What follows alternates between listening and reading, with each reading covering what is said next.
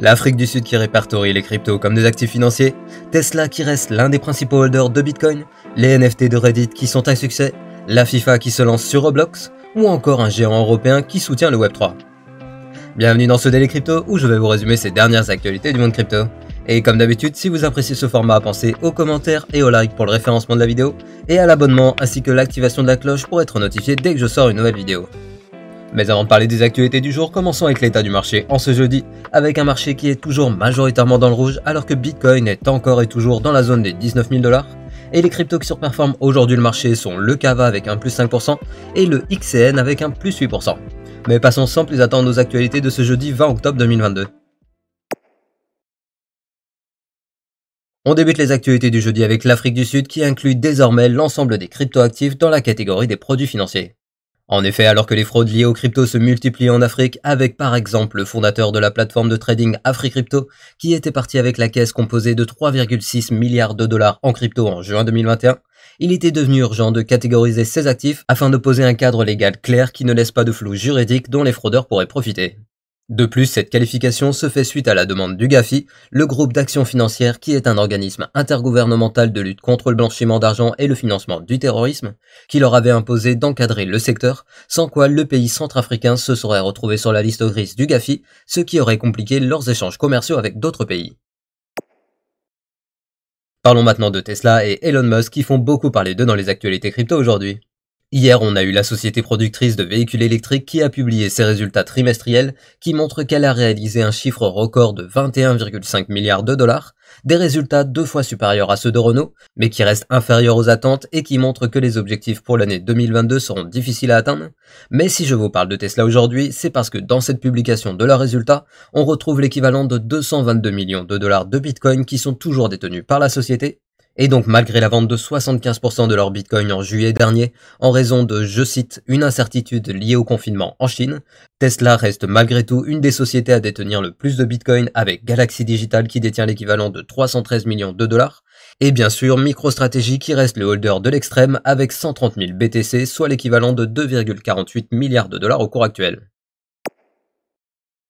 On continue de parler de chiffres avec les photos de profil de Reddit au format NFT qui ont visiblement été très bien accueillies par les utilisateurs de la plateforme. Mais tout d'abord, je vous rappelle que, alors que la plateforme est actuellement en phase de test sur une crypto qui fait office de point communautaire, ils avaient lancé en juillet dernier une collection de 40 000 avatars au format NFT, se nommant CryptoSnoo sur la blockchain Polygon, qu'ils avaient qualifié à l'époque d'avatar numérique et non de NFT, et dont la particularité était que leur prix de vente était entre 9,99 $ et 99,99 $, donc achetable uniquement en monnaie fiat, et tout cela dans le but de se détacher de l'image sulfureuse qu'ont le NFT auprès du grand public. Et visiblement cette stratégie a été payante, car ces 40 000 NFT qui permettent de se démarquer sur la plateforme ont rapidement été tous vendus, et d'après les derniers chiffres rendus publics par le directeur de produits de Reddit, la mise en place de ces photos de profil au format NFT aurait entraîné la création de 2,5 millions de portefeuilles Vault sur Polygon, ce qui représente 80% des 3 millions de portefeuilles dédiés à Reddit.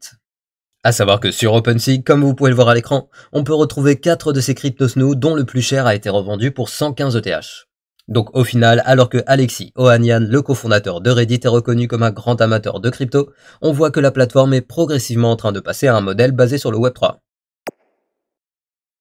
Pendant ce temps, on a la FIFA qui annonce un partenariat pour proposer des expériences dans le métaverse aux fans de football.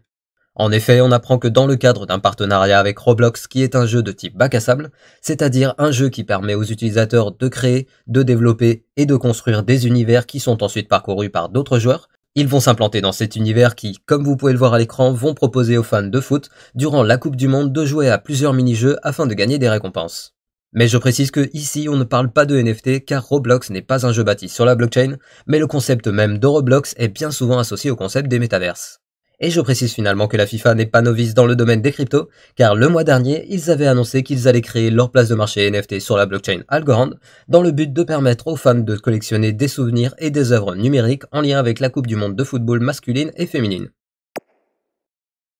Pendant ce temps, on a la multinationale SAP qui débarque dans le secteur du Web3. À savoir que SAP est le premier éditeur de logiciels en Europe et le quatrième au niveau mondial, et dans le but de participer au développement de l'industrie du Web3, le géant vient d'annoncer qu'ils allaient lancer un programme qui a sélectionné 5 startups liées au secteur du Web3 qui vont pouvoir bénéficier pendant 12 semaines d'une collaboration poussée avec les dirigeants et experts de SAP, ainsi que de nombreux autres clients dans le monde entier pour booster leur business. Et je précise que parmi les 5 sociétés sélectionnées, on en a 3 qui sont directement liées aux crypto, avec tout d'abord Gmetric qui est spécialisé dans les métaverses, ensuite Veramark qui travaille dans l'identification basée sur la blockchain, et finalement BitPay qui est un processeur de paiement crypto qui est bien connu. Et d'ailleurs, en partenariat avec BitPay, la société SAP va désormais proposer aux employés qui le désirent de percevoir une partie de leur salaire directement en crypto parmi un catalogue de 15 cryptos parmi lesquels on retrouve les incontournables Bitcoin et Ethereum, mais également Shiba Inu et Dogecoin. Et on finit les actualités du jeudi avec le flash du jour.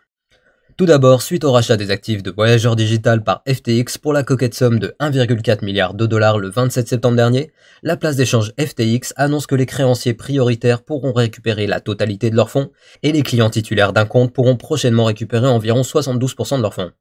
Mais je précise que ce chiffre n'est pas définitif, car si Voyageur Digital remportait son procès contre Three Arrows Capital qui avait entraîné leur chute, les clients pourraient récupérer une part plus importante de leurs fonds.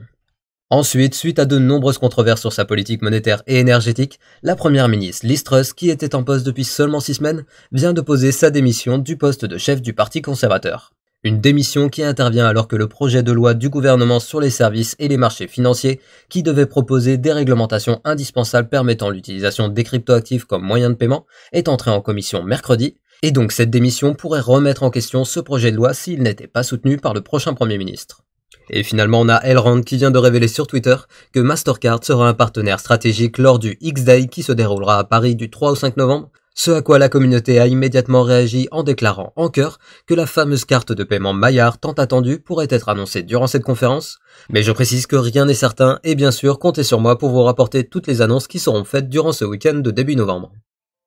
Ainsi se termine le Daily Crypto du jeudi. Je vous invite à venir me suivre sur mon Twitter que vous trouverez dans la description, et je vous rappelle que vous pouvez retrouver mon contenu en version ultra condensée sur mon TikTok et mon Instagram que vous retrouvez également en description. Et comme d'habitude, pensez au like pour le référencement de la vidéo, et à l'abonnement ainsi que l'activation de la cloche pour être notifié dès que je sors une nouvelle vidéo. Et je vous dis à demain pour un nouveau Daily Crypto.